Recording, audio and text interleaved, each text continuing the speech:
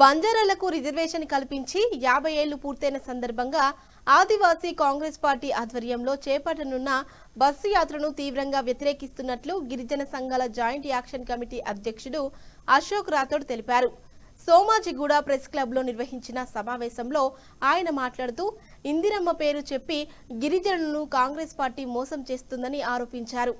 బంజారా రిజర్వేషన్ల అంశంపై గిరిజనులకు జరిగిన అన్యాయాలపై ముందుగా సమాధానం చెప్పిన తర్వాతే బస్సు యాత్ర ప్రారంభించాలని డిమాండ్ చేశారు. తెలంగాణలో గిరిజనుల హక్కులు, రిజర్వేషన్లు, అభివృద్ధి అంశాల్లో ప్రభుత్వం నిర్లక్ష్యంగా వ్యవహరిస్తుందని విమర్శించారు. గిరిజనులకు జరిగిన అన్యాయాలపై ప్రభుత్వాన్ని ప్రశ్నిస్తూ చేపట్టనున్న ఈ బస్సు యాత్రను అడ్డుకుంటామని హెచ్చరించారు. గిరిజనులు రాజకీయ, ఆర్థిక, సామాజిక రంగాల్లో తీవ్రంగా నష్టపోయారని, వారి సమస్యల పరిష్కారానికి ప్రభుత్వం తక్షణ చర్యలు చేపట్టాలని అశోక్ రాథోడ్ డిమాండ్ చేశారు. గిరిజన హక్కుల పరిరక్షణ కోసం తమ పోరాటం కొనసాగుతుందని స్పష్టం చేశారు. మీడియా మిత్రులకు, ప్రింట్ మీడియా, ఎలక్ట్రానిక్ మీడియా, మాతో పాటు వచ్చినటువంటి మా సేవాలాల్ సేన సోదరులు, మా మిత్రుడు అశోక్ రాథోడ్, మా రాష్ట్ర అధ్యక్షుడు రఘురామ్ రాథోడ్ మరియు ఎక్కడన్నా ఆ కాన్స్టిట్యున్సీకి సంబంధించిన లీడర్ల పేర్లు ఉన్నాయా? ఆ కాన్స్టిట్యున్సీలో ఏదైనా ఒక జెడ్పీటీసీ కావచ్చు, ఒక మండల్ ప్రెసిడెంట్ కావచ్చు, అక్కడ చాలా మంది ఉన్నారు. ఉమ్మడి మహబూబ్నగర్ జిల్లాలో 2-3 రోజుల పర్యటన ఈ వారం మొత్తం అక్కడే తిరుగుతున్నారు. మరి అలాంటిది అక్కడ ఎవరు కనిపించలేదా?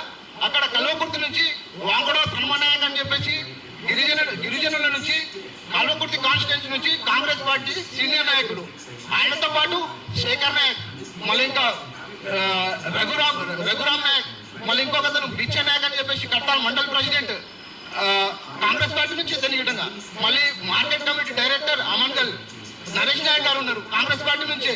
అది కాకుండా అదే Amangal municipal corporation chairman Patya Nayak ఉన్నారు. ఎవరి పేరన్నా ఈ ప్రెస్ మీట్ లో కానీ ఈ పాంప్లెట్ కానీ ఇచ్చిన వాళ్ళు ఎవరికైనా ఇన్ఫార్మ్ చేసిరా? గిరిజన బిడ్డలు ఇందిరాగాంధీ గారి పేరు చెప్పి ఈరోజు ఓట్లు తీసుకొని మోసం చేసిరు. 3 సంవత్సరాలుగా మేనిఫెస్టో ఇంప్లిమెంట్ కాలేదు, మంత్రి పదవి రాలేదు, ఎమ్మెల్సీ రాలేదు, రాజ్యసభ రాలేదు, కనీసం ఎంపీ స్థానాల్లో లేవు, కార్పొరేషన్లు లేవు, కనీసం గిరిజన బిడ్డల భూములు లాక్కుంటారు. స్వర్ణోత్సవాలు ఎట్లా జరుపుకుంటారండి? ఇవి గిరిజన ద్రోహోత్సవాలు అంటారు, దీన్ని స్వర్ణోత్సవాలు అన్నారు. ఇవి రేవంత్ రెడ్డి గారికి ముఖ్యమంత్రి చేసినప్పుడు స్వర్ణోత్సవాలు అప్పుడు చేసుకోవాలి. ఇందిరాగాంధీ గారు మాకొక్కరికే కాదు కదా, ఇందిరాగాంధీ గారి పేరు చెప్పి మా ప్రభుత్వాన్ని ఏర్పాటు చేసుకున్నారు. అప్పుడు రేవంత్ రెడ్డి గారి కార్యక్రమం తీసుకోవాలి కదా. కేవలం ఈ బస్సు యాత్రలో రేవంత్ రెడ్డి గారు పోరు, మంత్రివర్గులు పోరు, ఓన్లీ బంజారా ప్రజాప్రతినిధులు ముందు పెట్టి వాళ్ళపై దాడులు చేపించడానికి సిద్ధమయ్యారు. కాబట్టి వెంటనే మీరు తీసుకున్నటువంటి ఈ బస్సు యాత్రను వెంటనే ఆపాలి, వెంటనే క్షమాపణ చెప్పాలి, వెంటనే ఇచ్చినటువంటి హామీలను ఇంప్లిమెంట్ చేసిన తర్వాత మీరు స్వర్ణోత్సవాలు చేసుకోవాలి. అప్పటి వరకు ఎక్కడ కూడా స్వర్ణోత్సవాలు జరగకూడదని చెప్పేసి హెచ్చరిస్తున్నాం గిరిజన